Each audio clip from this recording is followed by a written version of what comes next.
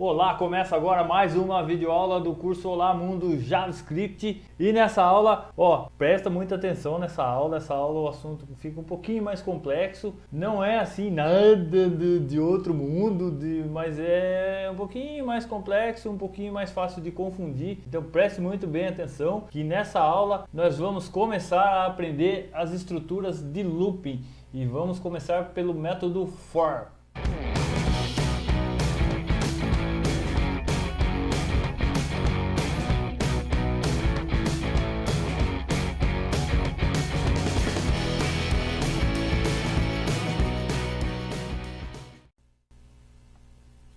Na aula passada nós criamos esse arquivo, o arquivo array.html, onde nós trabalhamos com array. Eu expliquei para vocês o que é um array e como é que nós criamos um array.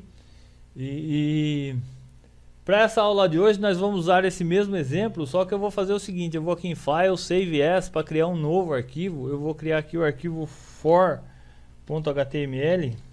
Para a gente manter o arquivo anterior para consultas futuras, e vou salvar.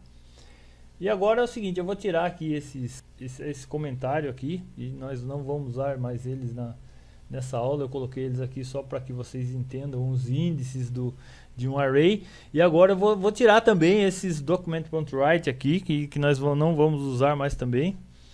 E nós vamos trabalhar com o arquivo for. Eu já vou pegar aqui, vou abrir aqui a pasta onde nós estamos armazenando os nossos arquivos. Eu vou já executar no navegador o arquivo for.html. Ele ainda continua aparecendo aqui os documentos.write, porque eu não salvei o arquivo lá, mas não tem problema. Eu vou dividir a tela para que a gente fique com o navegador de um lado e o código que a gente vai trabalhar do outro lado. Então, se eu salvar, vou salvar aqui esse arquivo. Vou atualizar agora aqui no navegador, e sumiu tudo porque nós não estamos mais imprimindo na tela essa variável dias.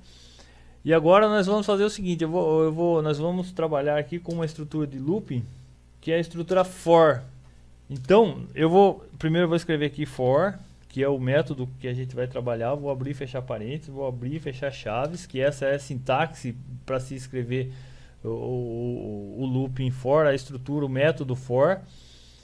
Nós usamos a palavra reservada for, depois abrimos e fechamos parênteses, depois abrimos e fechamos chaves. Dentro desses parênteses, o método for espera três parâmetros, três expressões.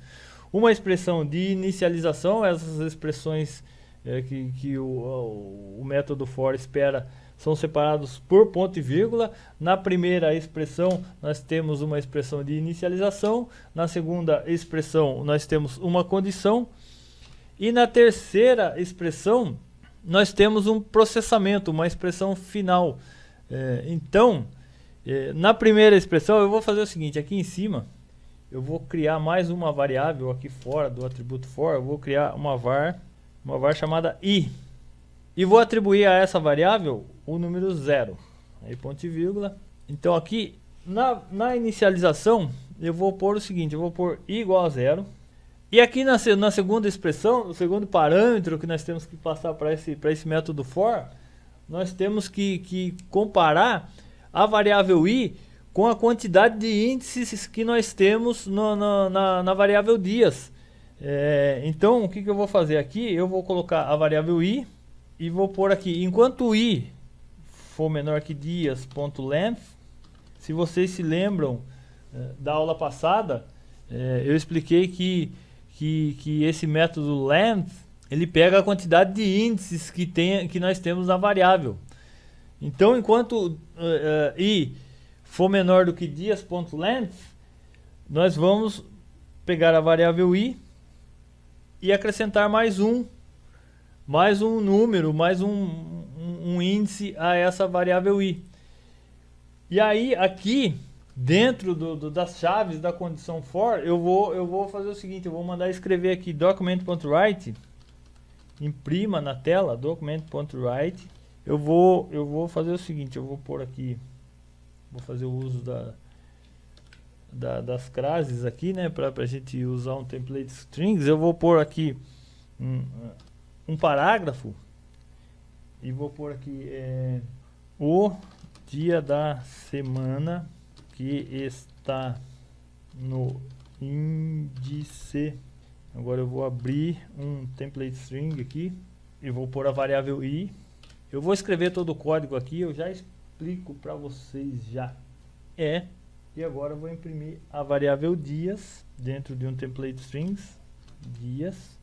Vou abrir e fechar colchetes e vou pegar o índice atual, que vai estar armazenado na variável i. Agora eu vou salvar.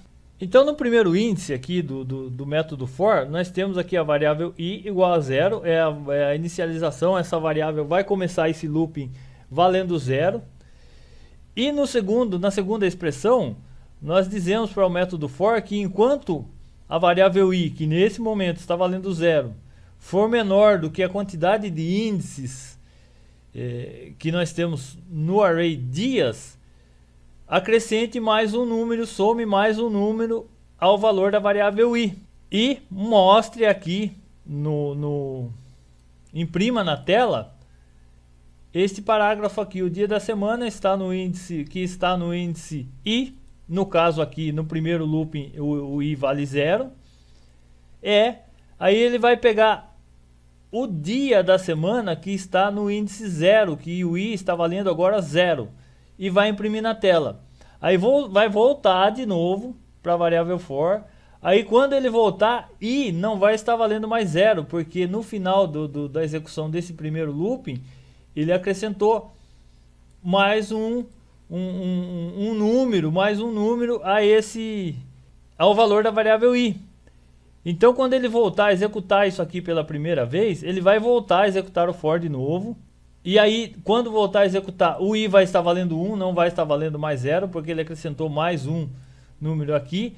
E aí vai verificar se o i nesse momento, nessa segunda execução do for, é menor que dias.length, ou seja, é menor do que a quantidade de índices dentro do array dias. Se for menor, ele acrescenta mais um número, imprime na tela novamente o que está aqui no document.write, só que daí na segunda vez que ele imprimir, o i vai estar valendo 1, porque na primeira execução ele acrescentou um número. E aqui, como o i vai estar valendo 1, ele vai pegar o segundo índice do array dias. Pega o segundo índice e volta e faz tudo isso novamente e imprime de novo na tela.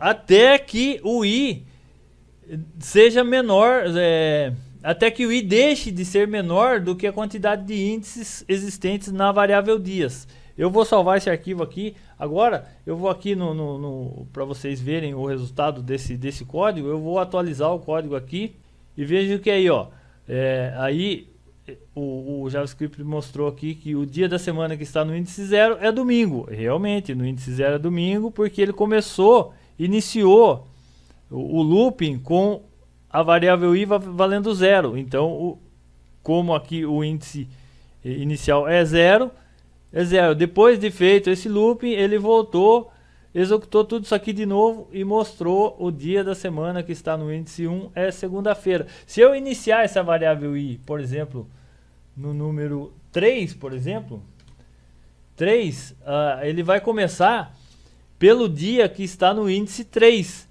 Então, no índice 0 nós temos o domingo, no índice 1 nós temos a segunda-feira, no índice 2 nós temos a terça, no índice 3 nós temos a quarta-feira. Então, o primeiro resultado que vai ser aqui, que vai aparecer aqui, é quarta-feira. Vou salvar o arquivo, vou atualizar aqui. E vejam que começou na quarta-feira, porque o primeiro looping iniciou com a variável i valendo 3, e foi até que a variável i foi acrescentando 1 a cada looping que ele faz, ele acrescenta 1, foi acrescentando 1 a variável i, até que i fosse menor do que dias.length. Se eu mudar aqui o i para um número 9, por exemplo, como no array dias nós temos menos de 9 índices, não vai aparecer nada, porque ele não vai achar o nono índice aqui na variável dias. Vou salvar aqui e vamos atualizar. Vejam que ficou em branco, porque ele não achou, ele não iniciou o nono índice, não achou o nono índice no array dias para começar a fazer o looping. Então não achou, não fez looping nenhum, não tinha nada para mostrar. então não mostrou nada na tela. Então vamos voltar para zero, vou salvar o arquivo, vou atualizar de novo aqui e vejam que agora mostrou todos os dias da semana no navegador. Então basicamente é isso que faz aqui o método for. É por isso que é chamado de uma estrutura de looping. Ele inicia com a variável i em um determinado ponto, que nós definimos aqui como 0. Aí ele verifica se a variável i é menor que a quantidade de índices dentro do array dias. Se for menor, ele imprime na tela este código aqui, o que está dentro, que eu defini aqui dentro do método document.write, acrescenta mais um número à variável i e volta lá para executar de novo com a variável i com o número acrescentado, e vai fazendo isso até que o valor da variável i deixe de ser menor que a quantidade de índices do array dias. E essa videoaula de hoje chegou ao fim. Nós vimos nessa videoaula uma estrutura de looping, a estrutura que nós construímos com o método for, que inicia com um determinado ponto de partida, aí vai, executa o que está escrito no método, aí volta, inicia de novo e volta até que uma condição seja satisfeita. E na próxima aula nós vamos ver mais desse assunto, vamos ver outros métodos que é utilizados para se criar mais estruturas de looping em JavaScript. E esses métodos que nós vamos ver na próxima videoaula são os métodos while e do while. Até a próxima videoaula.